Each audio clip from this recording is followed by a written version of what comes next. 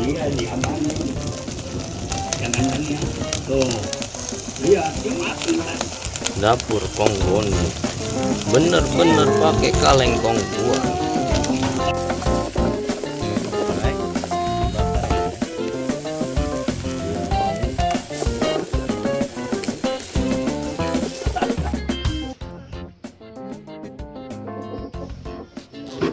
Cabe.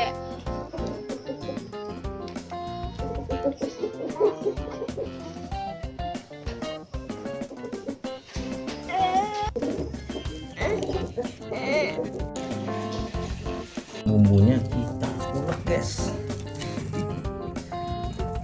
sampai lengkuasnya jangan cuma digeprek doang ya guys.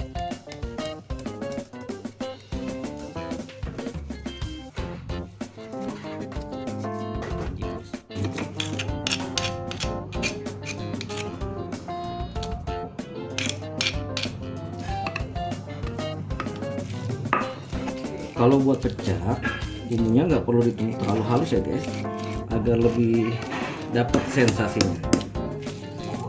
Oke guys, nah 2 sendok teh ya guys untuk ikan mujair babon. Iya.